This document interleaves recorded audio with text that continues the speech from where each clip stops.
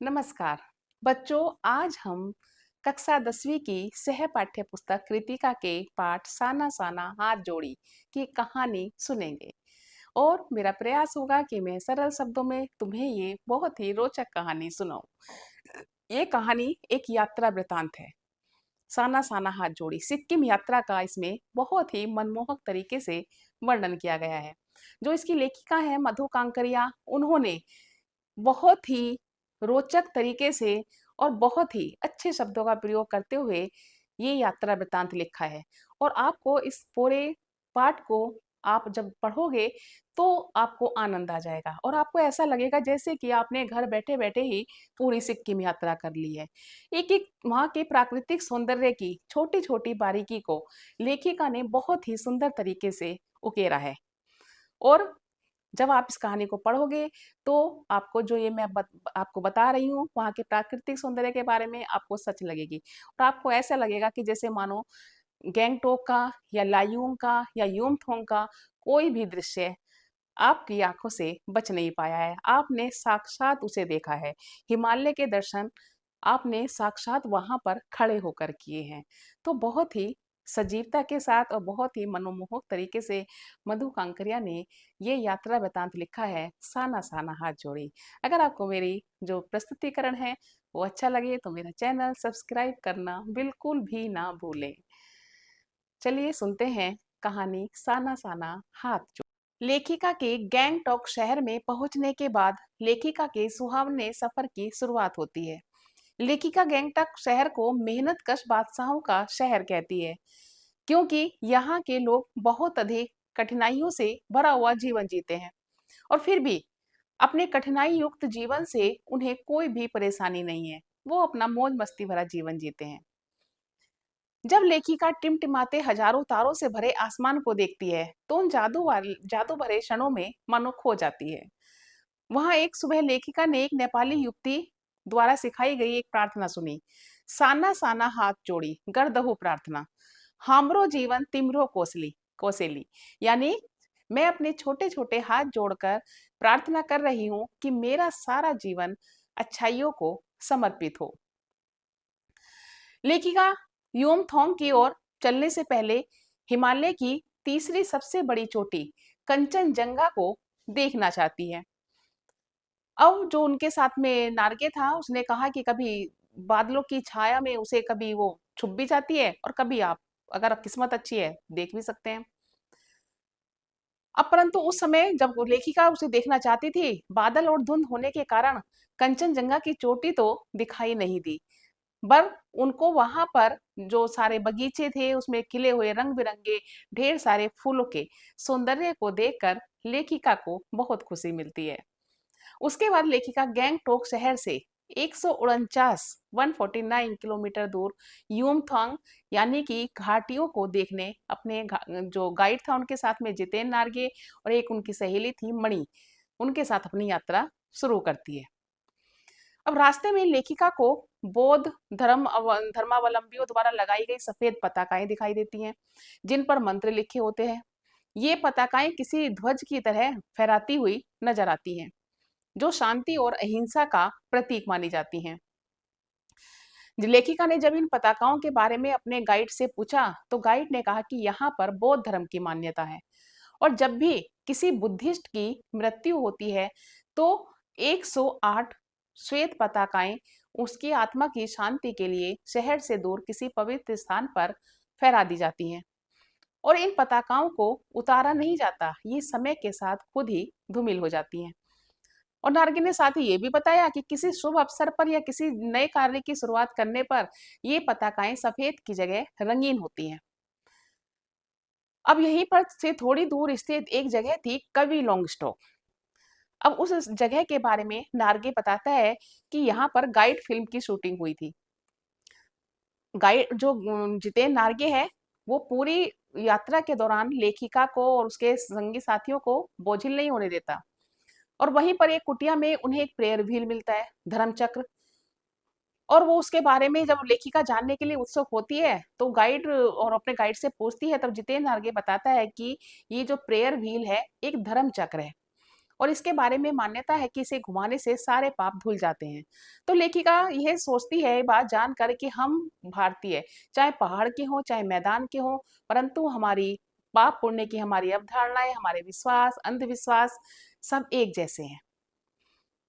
जैसे जैसे लेखिका अपनी यात्रा से आगे बढ़ रही है, पहाड़ की ऊंचाई भी बढ़ने लगी, क्योंकि दूर से देखने पर पहाड़ छोटे लगते हैं और जैसे जैसे नजदीक जाओ बड़े लगने लगते हैं। ऊंचाई के कारण बाजार, लोग, बस्तियां सब पीछे छूटने लगे और अब लेखिका को हिमालय पल पल बदलता हुआ नजर आ रहा था। अब क्योंकि लेखिका को हिमालय के खूबसूरत प्राकृतिक नजारे, आसमान छूते पर्वत और शिखर, ऊंचाई से झरझर गिरते हुए जलप्रपात यानी कि झरने, और नीचे पूरे वेग से बहती हुई चांदी की तरह चमकती हुई तीस्ता नदी को देखकर अंदर ही अंदर ऐसा लग रहा था कि जैसे कि उसकी खुशी अंदर समा नहीं पा रही है। और लेखिका को कुछ ऐसा एहसास हो रहा था जैसे कि उसके अंदर की सारी तामसिकताएं उस नदी के जल में बह गई हैं। वहीं पर सेवन सिस्टर्स वाटरफॉल पर वो रुक जाती है और उस पानी को अपने अंजलि में भरकर लेखिका को ऐसे लग रहा था जैसे कि उसने अपने संकल्प करके अपने अंदर की सारी बुराइयों को, दुष्ट वासनाओं को और इस झरने की निर्मल धारा में बहा दिया है। सब कुछ अंदर बाहर सब कुछ पवित्र ही पवित्र। ये सब कुछ लेखिका के मन और आत्मा को शांति देने वाला था। लेखिका को पर्वत, झरने, घाटियां, वादियों के ऐसे दुर्लभ नजारे पहली बार देखने को मिल रहे थे और वो लेखिका को इतना सब कुछ इतना बेहद खूबसूरत लग रहा था और वो उन सारे दृश्यों को अपने अंदर समा लेना चाहती थी, जैसे आत्मसात कर लेना चाहती थी। जब लेखिका ने सफर के दौरान कुछ पहाड़ी औरतों को कुदाल और हथौड़ी से पत्थर तोड़ते हुए देखा, तो लेखिका उन्हें देखकर अचंभित रह गई। कुछ महिलाओं की पीठ पर वहीं बड़ी-बड़ी सी टोकरियां भी बंधी हुई थी। उनके उसमें उनके छोटे-छोटे बच्चों को उन्होंने संभाला हुआ था और इस दृश्य में लेखिका ने मातृत्व साधना और श्रम साधना का एक मिश्रित रूपरेखा कि ये औरतें जो है एक तरफ अपने माँ होने की जिम्मेदारी निभा रही हैं और दूसरी तरफ परिश्रम करके अपना घर परिवार भी चला रही हैं। लेखिका को पता चला कि वहाँ जो पहाड़ी औरतें हैं रास्तों को चौड़ा करने का काम कर रही हैं और ये बहुत ही खतरनाक काम होता है, क्योंकि कई बार इस काम में मजदूरों की मौत भी हो जाती है। और ये सब देखकर और जानकर लेखिका मन ही मन सोचने लगी कि ये कितना कम लेकर ये लोग समाज को कितना अधिक लौटाते हैं, क्योंकि हमारे देश में जितने भी निर्माण कार्य है वो करने वाले यही लोग तो हैं, और बदले में इन्हें क्या मिलता है? एक नाम मात्र का पारिश्रमिक। थोड़ी सी और ऊंचाई पर चलने के बाद लेखिका ने देखा कि 7-8 साल के छोटे छोटे बच्चे अपने स्कूल से घर लौट रहे हैं और ये बच्चे रोज 3 से 4 किलोमीटर टेढ़े मेढ़े पहाड़ी रास्तों से पैदल अपने स्कूल पहुंचते हैं और भारी भारी बैग लेकर फिर वापस अपने घर आते हैं। और घर आकर भी इनकी जो लाइफ है वो आसान नहीं होती। जंगल से लकड़ियां चुग के लाते हैं, मवेशियों को चराने जंगल जाते हैं और घर के और भी काम करते रहते हैं, यानी कि छोटे छोटे बच्चों की जिंदगी भी पहाड़ों पर आसान नहीं है। शाम के समय लेखिका ने देखा कि कुछ पहाड़ी औरतें गायों को चराकर वापस अपने घर लौट रही हैं। जब लेखिका की जीप चाय के बागानों के से गुजरने लगी, क्योंकि वहां पर चाय की खेती बहुत होती है सिक्किम में, तो लेखिका ने देखा कि कुछ सिक्किम परिधान पहने कुछ युवतियां बागानों से चाय की पत्तियां तोड़ रही थी। वहां की जो महिलाओं का मुख्य जो परिधान है वो बाकू बोकू है, बोकू। और लायूंग में लोगों की आजीविका की बात करें तो उनके मुख्य साधन पहाड़ी आलू, धान की खेती और शराब ही है। असल में लेखिका यहाँ बर्फ देखने आई थी, लेकिन उसे कहीं भी बर्फ नहीं दिखाई दी। इसका कारण बताते हुए एक स्थानीय युवक बताता है कि यहाँ पर भी प्रदूषण की समस्या दिन प्रतिदिन बढ़ती जा रही है, जिसके कारण यहाँ बर्फबारी काफी कम हो गई है। लेखिका को अगर बर्फ देखना है तो उन्हें कटाव जाना पड़ेगा। कटाव अपने प्राकृतिक सौंदर्य के कारण भारत का स्विट्जरलैंड स्विट्जरलैंड कहा जाता है। कटाव में प्राकृतिक सौंदर्य अभी भी पूरी तरह से बरकरार था, क्योंकि वो अभी तक पर्यटक स्थल नहीं बना है, और पर्यटक स्थल नहीं बना है इसलिए वहां पर दुकानें भी नहीं है, और दुकानें नहीं है इसलिए यात्रियों की आवाजाही भी नहीं होती, जिसके कारण वहां पर प्रकृति अपनी स्वाभाविक अवस्था में है। वहां पर लेखिका ने बर्फ से ढके पहाड़, जो उसे चांदी की तरह लग रहे थे, उन्हें देखकर वो बहुत ही आनंदित महसूस कर रही थी, यानी कि खुशी महसूस कर रही थी। जहाँ एक और कटाव में लोग बर्फ के साथ फोटो खिंचवा रहे थे, वहीं दूसरी ओर लेखिका इस नज़ारे को अपनी आंखों से भर लेना चाहती थी। आंखों में उसे महसूस हो रहा था जैसे कि वो सारे नज़ारों को अपने अंदर आत्मसात कर ले। थोड़ा सा और आगे चलते हैं।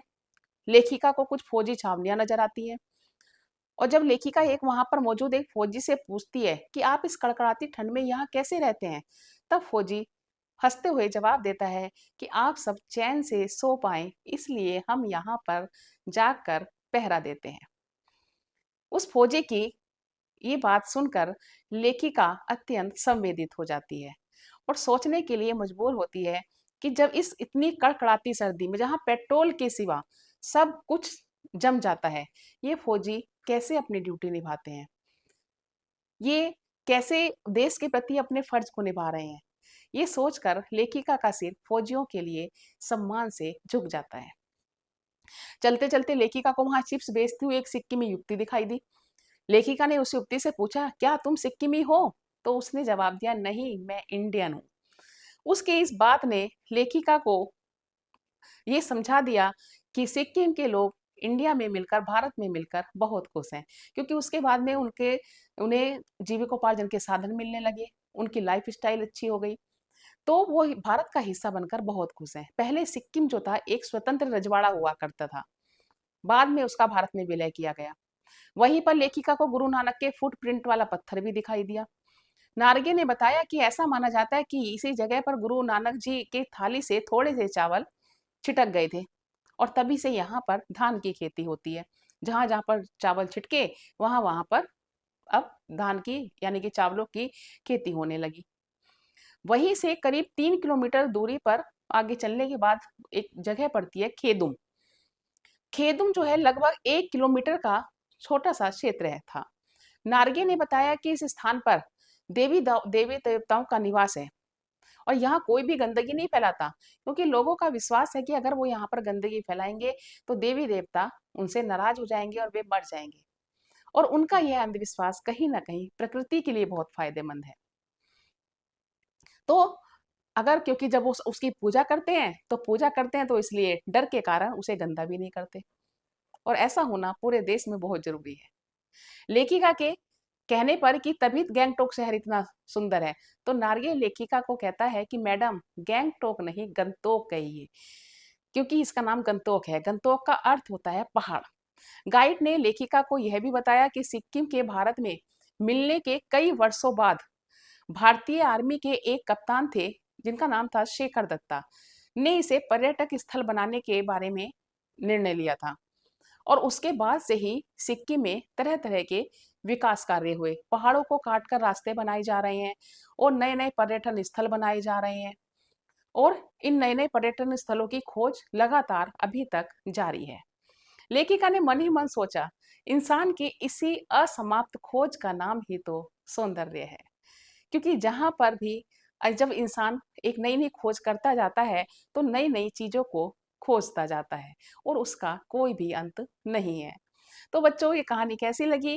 कहानी थोड़ी सी लंबी है, इसलिए मैंने कम शब्दों में तुम्हें समझाने का प्रयास किया है, क्योंकि जो ये चैप्टर कहानी है, साना साना हाथ जोड़ी, पाठ जो है बहुत लंबा है, और इसमें प्रश्नोत्तर भी बहुत सारे हैं, और जो आंतरिक प्रश्न है वो भी काफी सारे बनते हैं। तो इसलिए ध्यान से इस चैप्टर को, पाठ को पढ़ना, और इस कहानी को पहले अच्छी तरह जो मैंने बताया है सुनोगे, तो फिर आपको पाठ जो है आसानी से समझ में आ जाएगा, और इसके प्रश्नों के उत्तर भी समझ में आ जाएंगे। जो इसके प्रश्नोत्तर हैं उसकी वीडियो भी मैंने आपके इस साथ में ही डाल दी है, तो उसे देखकर आप प्रश्नोत्तर को समझ सकते हैं, लिख सकते हैं। और आपको अगर अभी भी कोई प्रश्न है, कुछ पूछना है, कुछ प्रश्न पूछना है, कुछ समझना है, तो आप कमेंट बॉक्स में लिख कर पूछ सकते हैं। धन्यवाद।